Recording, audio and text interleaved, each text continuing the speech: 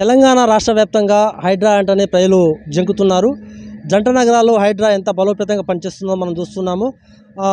ఎక్కడైతే లోతట్టు ప్రాంతాల్లో కావచ్చు, లేకపోతే చెరువు శిఖంలో కావచ్చు, ఇల్లు నిర్మించుకున్న వాళ్ళ గుండెల్లో మాత్రం రైలు పరిగెడుతున్నాయి. అదేవిధంగా జంట నగరాలతో పాటు ఇక్కడ ఉమ్మడి నల్గొండ జిల్లా వ్యాప్తంగా కూడా హైడ్రా పేరు చెప్తేనే ప్రజలు భయభ్రాంతకు గురవుతున్నారు. అదేవిధంగా సూర్యాపేట జిల్లా కేంద్రంలో గత 3 రోజుల నుంచి కూడా ఏదైతే ఎఫ్టీఎల్లో ఇండ్లు నిర్మించుకున్నారో మొత్తం కూడా ఇక్కడ ఉన్నటువంటి ఇరిగేషన్ అధికారులు కావచ్చు, రెవెన్యూ అధికారులు కావచ్చు, మున్సిపల్ అధికారులు మొత్తం కూడా సర్వే చేపడుతున్నారు. మన దగ్గర ఇరిగేషన్ సంబంధించినటువంటి అధికారులు ఉన్నారు, రమేష్ గారు. వారు మాట్లాడుతున్నారు. సార్ నమస్తే అండి.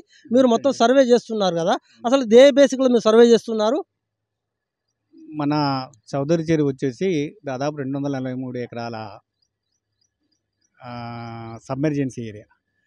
ఈ 240 ఎకరాల అలా ముంపు ఉన్నదా లేదా, ఎఫ్టీఎల్లో ఉన్నాయా లేదా అన్నంత వరకు మాత్రమే మేము చేస్తున్న సర్వే. అంతేగాని ఏదో చేసేయడం అనేది కాదు. ఇప్పుడు మీరు కూడా కొన్ని చూస్తున్నారు, నీళ్ళనే కొన్ని అవపడుతున్నాయి స్ట్రక్చర్స్. అవి ఏంది, వాటి యొక్క వివరాలు తీసుకోవడం వరకే, అంతేగాని దీని మీద ఎలాంటి యాక్షన్ తీసుకోవడం కొరకు కాదు. అంటే ముఖ్యంగా ప్రజలు ఏమంటున్నారంటే గత 30-40 సంవత్సరాల నుంచి కూడా మేము ఇల్లు నిర్మించుకున్నాము, అటు ఇంటికి కూడా ప్రభుత్వమే మాకు ఉత్తర్వులు ఇస్తేనే కట్టాము, ఇంకా మున్సిపల్ అధికారులు ఇస్తేనే మేము ఇల్లు కట్టుకున్నాము, కానీ ఇప్పుడు వాటిని ఏమైనా మార్కులు పెట్టడం వల్ల మాకేమన్నా భయభ్రాంతకు గురవుతున్నామని చెప్తారు. దాన్ని మీరు ఏదైనా చూస్తున్నారు? రెసిడెన్షియల్ బిల్డింగ్ జోలికి పోవట్లేమండి మేము. రెసిడెన్షియల్ బిల్డింగ్ ఎఫ్టీఎల్ చెల్ల ఉన్నాయి వాటి వరకు మాత్రమే పోతున్నాం. అంతేగాని రెసిడెన్షియల్ బిల్డింగ్లోకి వెళ్ళిపోయి వాళ్ళని ఏదో భయభ్రాంతులు చేయాలి, వాళ్ళు ఉన్నాయా లేదన్నంత వరకే మేము సర్వే చేసింది. అంతేగాని దాన్ని మేము చేసిన ప్రతి ఒక్క సర్వే ఎఫ్టీఏలో ఉందని అనుకోవద్దు. ఎందుకంటే ఇప్పుడు బజార్లు అయినాయి కాబట్టి మనకు తెలియక బజార్ ఎమ్మడి పోతున్నాం అంతే. దానివల్ల ఏంటంటే అది ఇదే అంతా ఎఫ్టీఏలో ఉండదని వాళ్ళు అనుకుంటున్నారు, కానీ ప్రతి ఒక్క బిల్డింగ్ ఎఫ్టీఏలోకి ఏం రాదండి. ఇబ్బంది పడాల్సిన అవసరం లేదు.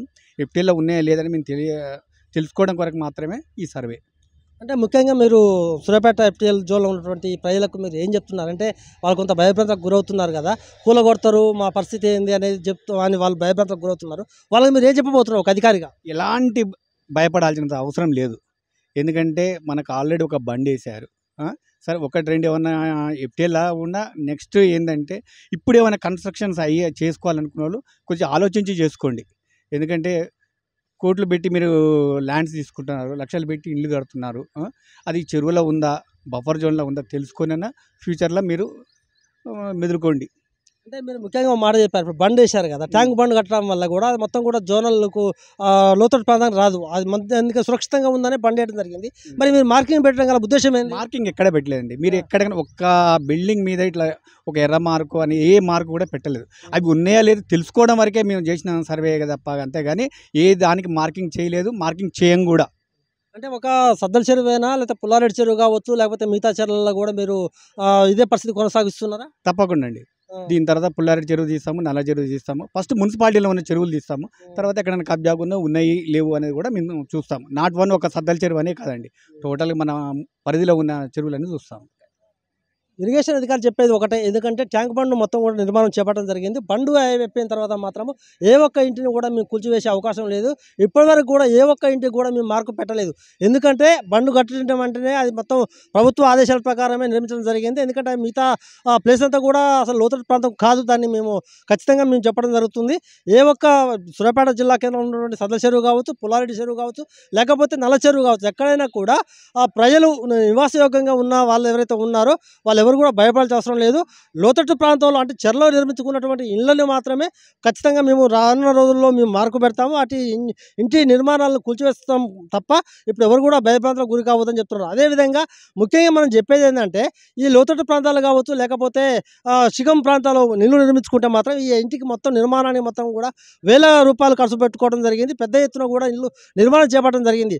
సుమారు 100 ఎకరాల్లో ఉన్నటువంటి ఈ ఎఫ్టీఎల్ ఏది ఏకసాల పట్టా భూమి ఏదైతే ఉందో సద్దల చెరువులో సుమారు 20 ఎకరాల్లో కూడా ఇంటి నిర్మాణం చేపట్టడం జరిగింది.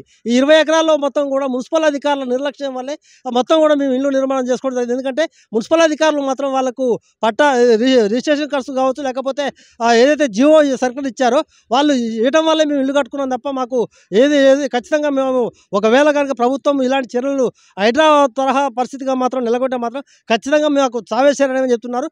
అదేవిధంగా జిల్లా రెవెన్యూ అధికారులు కావచ్చు, ఇరిగేషన్ అధికారులు చెప్తున్నారు. ఎందుకంటే ట్యాంక్ బండ్ దగ్గర దగ్గర ఉన్నటువంటి ఏ ఒక్క ఇంటి యజమాని కూడా భయపడాల్సిన అవసరం లేదు. ఎందుకంటే బండు నిర్మాణం అయినప్పుడే దాన్ని మొత్తం కూడా విధి విధానాలు ఖరారు చేయడం జరిగింది. బండు అంటేనే ఒక నిర్మాణం చేపట్టడం జరిగింది. ఖచ్చితంగా ఎవరైతే లోతట్టు ప్రాంతంలో ప్రజలు ఉన్నారో వాళ్ళు ఎవరు కూడా భయపడాల్సిన అవసరం లేదు. ఖచ్చితంగా వాళ్ళకి ఎలాంటి ఇబ్బంది లేదని కూడా ఇరిగేషన్ అధికారులు రమేష్ గారు చెప్పడం మనం చూసి ఉన్నాం.